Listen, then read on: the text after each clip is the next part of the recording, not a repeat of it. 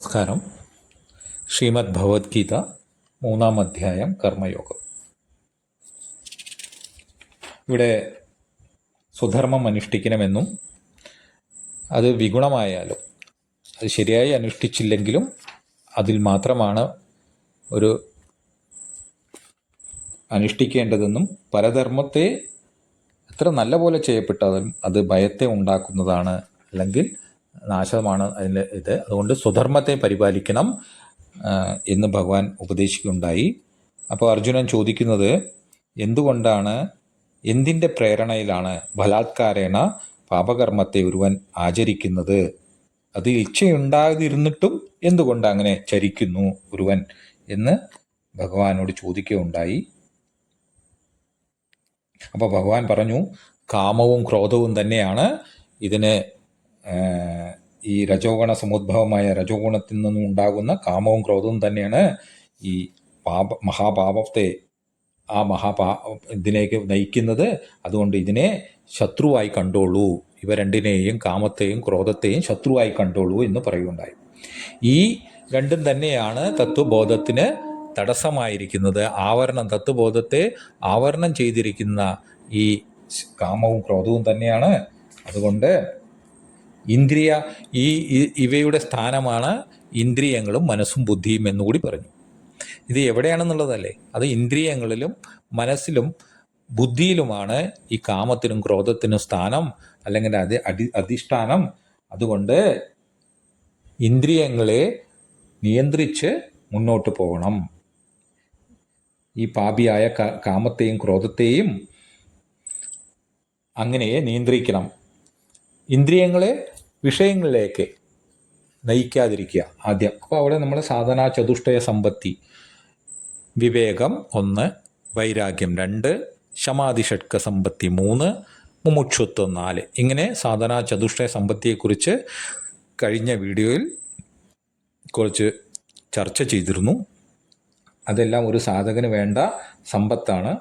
അതിനെ വളർത്തിക്കൊണ്ട് സാധനകളിൽ മുന്നോട്ട് നീങ്ങണം. അങ്ങനെ ഈ ക്രോധത്തിനും കാമത്തിനും അടിമപ്പെടാതെ മുന്നോട്ട് പോകണം എന്ന് പറഞ്ഞു. അപ്പോൾ ഇവിടെ ഇതിന് പൂർണ്ണമായ നാശം എങ്ങനെ ഉണ്ടാകണമെങ്കിൽ ഈ കാമത്തിനും ക്രോധത്തിനും അധിഷ്ഠാനമായ ഇന്ദ്രിയ മനോബുദ്ധികൾക്കും മുന്നിൽ നിൽക്കണം. ഒന്നിൻ്റെ മുകളിൽ നിന്നല്ലേ മറ്റുള്ള ചുവട്ടിലുള്ളതിനെ നമുക്ക് നശിപ്പിക്കാൻ പറ്റുള്ളൂ. ചുവട്ടിൽ നിന്നുകൊണ്ട് മുകളിലുള്ളതിനെ നശിപ്പിക്കാൻ സാധ്യമല്ല. അപ്പോൾ അതിനായിക്കൊണ്ട് ഭഗവാൻ ഓരോ സ്ഥാനങ്ങളെ പറയുകയാണ്. ഏതാണ് ഏതിന് സൂക്ഷ്മമായിരിക്കുന്നു, അല്ലെങ്കിൽ ഏത് ശ്രേഷ്ഠമായിരിക്കുന്നു എന്ന് പറയണം. അടുത്ത ശ്ലോകം 42. ഇന്ദ്രിയാണി പരാണ്യാഹു ഇന്ദ്രിയേഭ്യ പരം മനഃ മനസസ്തു പരാ ബുദ്ധിർ യോ ബുദ്ധേ പരതസ്തു സഹ. ഇന്ദ്രിയാണി പരാണി ആഹു, ഇന്ദ്രിയങ്ങളെ ദേഹേന്ദ്രിയങ്ങളെക്കാൾ, കർമ്മേന്ദ്രിയങ്ങളെക്കാൾ ജ്ഞാനേന്ദ്രിയങ്ങൾ ശ്രേഷ്ഠങ്ങളെന്ന് ജ്ഞാനികൾ പറഞ്ഞിരിക്കുന്നു. അപ്പം ജ്ഞാനേന്ദ്രിയങ്ങളാണ് കർമ്മേന്ദ്രിയങ്ങളെക്കാളും ശ്രേഷ്ഠം. മനഃ ഇന്ദ്രിയേഭ്യഃ പരം ഭവതി. മനസ്സാണെങ്കിലോ ഇന്ദ്രിയങ്ങളെക്കാൾ, ഈ ജ്ഞാനേന്ദ്രിയങ്ങളെക്കാൾ ശ്രേഷ്ഠമാണ്, പരമായിട്ടിരിക്കുന്നു. മനസ്സാണ് അതിന് ശ്രേഷ്ഠമായിരിക്കുന്നത്, പരമായിരിക്കുന്നത്, സൂക്ഷ്മമായിരിക്കുന്നത്. ബുദ്ധി തു മനസ്സഹ പര, മനസ്സിനേക്കാൾ ശ്രേഷ്ഠം പരമായിരിക്കുന്നത് ഏതാണ്? ബുദ്ധിയാണ്, വിവേകം. അപ്പോൾ വിവേകം, അതുകൊണ്ടാണ് നമ്മൾ രഥകൽപ്പനയിലെല്ലാം കണ്ടല്ലോ, വിഷയങ്ങളിലേക്ക് പോകുന്ന കുതിരകൾ ജ്ഞാനേന്ദ്രിയങ്ങൾ, അതിന് മനസ്സ് കടിഞ്ഞാണായിട്ടിരിക്കുന്നു, അതിന് ബുദ്ധിയായി ശ്രീകൃഷ്ണ ഭഗവാൻ തന്നെ തേരാളിയായിരിക്കുന്നു. അങ്ങനെ ഇരിക്കുന്നത് അതുകൊണ്ട് അത് ശ്രേഷ്ഠ. അതുകൊണ്ടാണ് ആ രഥകൽപ്പന അങ്ങനെ കൊടുത്തിരിക്കുന്നത്. അപ്പോൾ ഈ ബുദ്ധിക്കും ശ്രേഷ്ഠമായത് എന്താണ്? സഹതു ബുദ്ധേഹേ പരതഃ. സഹ ആത്മാവാകട്ടെ, ഈ രഥത്തിൻ്റെ അതിന് മുതലാളി, അല്ലെങ്കിൽ രഥത്തിൻ്റെ അർജുനൻ തന്നെയാണ്, അല്ലെങ്കിൽ അവിടെ അർജുനനെയാണ് ആത്മാവായി കാണുന്നത്. രഥത്തിൻ്റെ ഓണർ, അല്ലെങ്കിൽ രഥത്തിൽ യാത്ര ചെയ്യുന്ന വ്യക്തി, അവർ തന്നെയാണ് ഈ ആത്മാവ്. ഈ ആത്മാവ് ബുദ്ധിക്കും പരമായിട്ടിരിക്കുന്നു. ഇപ്പോൾ ബുദ്ധിക്കും പരമായിരിക്കുന്ന ആത്മതത്വമാണ്. ഇതിനെല്ലാം ആശ്രയമായിരിക്കുന്ന, സാക്ഷിയായിരിക്കുന്ന ആത്മാവാണ്. അപ്പോൾ എന്തുകൊണ്ടാണ് ഇങ്ങനെ പറഞ്ഞത്? ആത്മതത്വത്തിൽ നിന്നുകൊണ്ട് ഈ കാമക്രോധാദികളെ ഈ മനോബുദ്ധികളിലൊന്നും ആശ്രയിക്കാതെ കാമക്രോധാദികളെല്ലാം നശിപ്പിച്ച് ആത്മതത്വത്തെ ബോധിക്കാൻ തന്നെയാണ്. അപ്പം അങ്ങനെ ആത്മതത്വ ഭാവനയിൽ അങ്ങനെ ചെയ്യണം. ഗുണാഹ ഗുണേഷു വർത്തന്തേ, ആത്മജ്ഞാനികളെ പറഞ്ഞല്ലോ, തത്വജ്ഞാനികൾ ഇതിനെയെല്ലാം ഗുണാഹ ഗുണേഷു വർത്തന്തേ, ഇന്ദ്രിയങ്ങളെല്ലാം ഇന്ദ്രിയ വിഷയങ്ങളിൽ പ്രവർത്തിക്കുന്നു എന്ന് കാണുന്നു. അപ്പോൾ തന്നിൽ ഇതൊന്നും ഇല്ല എന്നറിയണം. അല്ലെങ്കിൽ ഇതിനെ ഇന്ദ്രിയ മനോബുദ്ധികളിലെ അഹങ്കാരത്തിലെല്ലാം താൻ അഭിമാനിച്ചിരിക്കുന്നവൻ ആ വിഷയങ്ങൾക്ക് അടിമപ്പെട്ടു പോകും. അല്ലെങ്കിൽ കാമക്രോധങ്ങളിൽ അത് തൻ്റെ അടിമപ്പെട്ട് കാമക്രോധാദികൾ തന്നെ സ്വയം നാശത്തിലേക്ക് നയിക്കും, ആത്മബോധത്തെ ഉണ്ടാക്കില്ല. അതുകൊണ്ട് ആത്മബോധ ഭാവനയോടുകൂടി ഈ കാമത്തെയും ക്രോധത്തെയും നശിപ്പിക്കണമെന്ന് അടുത്ത ശ്ലോകത്തിൽ പറയുകയാണ് ഭഗവാൻ. ഏവം ബുദ്ധേ പരം ബുദ്ധ്വാ സംസ്തഭ്യാത്മാത്മനാത്മന ജഹി ശത്രും മഹാബാഹോ കാമരൂപം ദുരാസദം. മഹാബാഹോ, അല്ലയോ അർജുന, ഏവം ബുദ്ധേഹേ പരം ആത്മാനം ബുദ്ധ്വാ,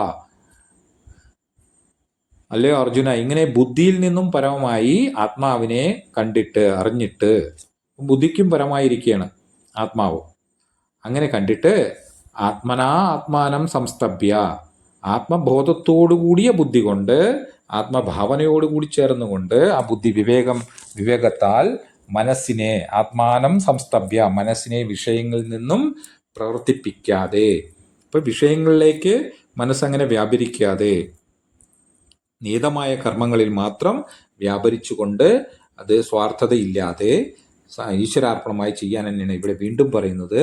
അങ്ങനെ മാത്രമേ നമുക്ക് ഈ കാമത്തെയും ക്രോധത്തെയും ജയിക്കാൻ സാധ്യമാകുള്ളൂ. അപ്പോൾ സ്വധർമ്മത്തിലേക്ക് നയിക്കുള്ള ഒരു മനുഷ്യനെ, അല്ലെങ്കിൽ പരധർമ്മത്തിലേക്ക്, നമ്മുടെ രാഗദ്വേഷങ്ങൾക്കനുസരിച്ച് പരധർമ്മത്തിലേക്ക് പോകും. അതിൽ നാശമാണ്, അത് ഭയാനകമാണ്, അല്ലെങ്കിൽ ആത്മഹത്യയ്ക്ക് ചേർന്നതാണ് എന്ന് പറയുകയാണ്. അപ്പോൾ അങ്ങനെ ആത്മാവിനെ ബുദ്ധിക്കും അതീതമാണെന്നറിഞ്ഞ് ആത്മബോധത്തോടു കൂടിയ ബുദ്ധി കൊണ്ട്, വിവേകം കൊണ്ട് മനസ്സിനെ വിഷയങ്ങളിൽ നിന്നും പിന്തിരിപ്പിച്ച് ഈ കാമരൂപം ദുരാസദം ശത്രും ജഹി, കാമരൂപം ബഹുവേഷധാരിയാണ്, കാമങ്ങൾ പല രീതിയിലാണ്, അതിനെ ബഹുവേഷധാരിയും ദുരാസദം ദുഷ്പ്രാപ്യനാണ്, അവരെ നേരിട്ട് കൊല്ലാൻ സാധ്യമല്ല. അതുകൊണ്ടാണ് ആത്മബുദ്ധി നിലനിർത്തിക്കൊണ്ട് എന്ന് പറഞ്ഞത്. ദുഷ്പ്രാപ്യനുമായ ശത്രും ജഹി, ഈ ശത്രുവിനെ നീ കൊന്നാലും, അതിനെ അടിയോടുകൂടി നശിപ്പിച്ചാലും അത് തന്നെയാണ് അതിൻ്റെ പൂർണ്ണത, തന്നെയാണ് മുക്തി. അപ്പോൾ വിഷയാരാമനായി ആത്മാരാമനായി രണ്ട് രീതിയിൽ, രണ്ട് വെള്ളത്തിൽ കാലിട്ട് തുഴയാൻ സാധ്യമല്ല എന്ന് കണ്ടു. അപ്പോൾ വിഷയങ്ങളാണ് നമ്മളെ ബന്ധനനാക്കുന്നത്. നമ്മളതിൽ താതാത്മ്യപ്പെട്ടുകൊണ്ട്, മനോബുദ്ധി അഹങ്കാരങ്ങൾ താതാത്മ്യപ്പെട്ടുകൊണ്ട് വിഷയങ്ങൾ രമിച്ചുകൊണ്ട് അങ്ങുമിങ്ങുമില്ലാതെ അതിൻ്റെ കർമ്മങ്ങളിൽ ചെയ്ത് അതിന് ബന്ധന കാരണങ്ങളാക്കി, അല്ലെങ്കിൽ സ്വയം ബന്ധന ഹേതുവായി നമ്മളെ ജന്മമൃത്യു സംസാരങ്ങളിലേക്ക് ഓരോ ജന്മങ്ങളിലൂടെ ഇങ്ങനെ പുഴുവായും പശുവായും മണ്ണായും കല്ലായും വൃക്ഷമായും അല്ലെങ്കിൽ മനുഷ്യനായും ഇങ്ങനെ പുണ്യപാപങ്ങൾക്കനുസരിച്ച് ഓരോ ജന്മങ്ങൾ സ്വീകരിച്ച് വീണ്ടും അതിൻ്റെ കർമ്മഫലങ്ങളെ വീണ്ടും സ്വീകരിച്ച് അങ്ങനെ സഞ്ചിതമായ കർമ്മങ്ങളിൽ നിന്നും ഫലയോഗ്യമായ ഓരോ ജന്മങ്ങളെ പ്രാപിച്ചുകൊണ്ട് ഈ സംസാര സാഗരം മുന്നോട്ട് ഒഴുകുകയാണ്. അപ്പോൾ ഇതിൽ നിന്ന് എല്ലാം ദുഃഖമാണ് നമുക്ക് മനുഷ്യന് ലഭിക്കുന്നത് എന്നറിഞ്ഞുകൊണ്ട് മോക്ഷത്തെ ഇച്ഛിച്ചുകൊണ്ട്, ഈ കർമ്മബന്ധനങ്ങളിൽ നിന്നെല്ലാം മോക്ഷത്തെ ഇച്ഛിച്ചുകൊണ്ട് ഒരുവൻ പ്രയത്നിക്കുമ്പോൾ ഈ കാമത്തെയും ക്രോധത്തെയും വിഷയമോഹത്തെയും എല്ലാം നശിപ്പിച്ചുകൊണ്ട് ആത്മതത്വബോധത്തിൽ നിശ്ചയിച്ച് മനസ്സിനെ ഉറപ്പിച്ച് ആ ബുദ്ധി വിവേകത്തിൽ മുന്നോട്ട് നീങ്ങണം എന്നിവിടെ പറഞ്ഞു. അപ്പോൾ അതിനെ സാധന ചതുഷ്ടയ സമ്പത്തിയെ കഴിഞ്ഞ വീഡിയോയിൽ കുറച്ച് വിശദമായി സംസാരിക്കുകയുണ്ടായി, ചർച്ച ചെയ്തു. അതിൻ്റെ പൂർണ്ണത തന്നെയാണ് ഈ മോക്ഷം എന്ന് പറയുന്നത്. അതായത് നിത്യാനിത്യ വസ്തുവിവേകം, വൈരാഗ്യം, ശമാധി ഷഡ്കസമ്പത്തി, മുമുക്ഷത്വം. ഇത് 4 ഒരു സാധകന് വേണ്ടത്. അപ്പോൾ ഈ ബുദ്ധിക്കും മനസ്സിനും ഇന്ദ്രിയങ്ങൾക്കും അധിഷ്ഠാനമായിട്ട് നിൽക്കുന്നു കാമവും ക്രോധവും. അതുകൊണ്ട് ഇന്ദ്രിയങ്ങളെല്ലാം നിയന്ത്രിച്ചുകൊണ്ട് മനസ്സിനെ ഉള്ളിലോട്ട് തിരിച്ച് ഈ നിയതമായ കർമ്മത്തെ ചെയ്തുകൊണ്ട് ആത്മഭാവനയോടെ ഈശ്വരാർപ്പണമായ കർമ്മങ്ങളെ ചെയ്ത് ഫലങ്ങളിൽ ഇച്ഛയില്ലാതെ, ഈ രാഗദ്വേഷങ്ങളില്ലാതെ, ഫല ഇച്ഛയില്ലാതെ കർമ്മങ്ങൾ അനുഷ്ഠിച്ചുകൊണ്ട് കർമ്മയോഗപരമായിട്ട് സ്വധർമ്മത്തെ അനുഷ്ഠിച്ചുകൊണ്ട്, സ്വധർമ്മം എന്ന് എടുത്തു പറയുന്നത് രാഗദ്വേഷങ്ങൾ കൊണ്ടാണ് നമ്മൾ പരധർമ്മത്തിലേക്ക് പോകുന്നത്. അതിലൂടെ അത് ഭയാനകമാണ്, അത് ആത്മഹത്യക്ക് തുല്യമാണ് എന്നതൊക്കെ ഭഗവാൻ ഈ ചാപ്റ്ററിൽ പറയുകയുണ്ടായി. അങ്ങനെ ഈ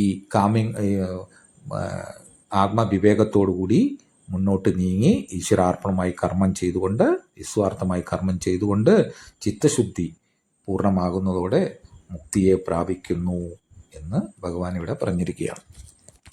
അങ്ങനെ 3-ാം അധ്യായം ഇവിടെ കഴിഞ്ഞു. അടുത്തത് 4-ാം അധ്യായം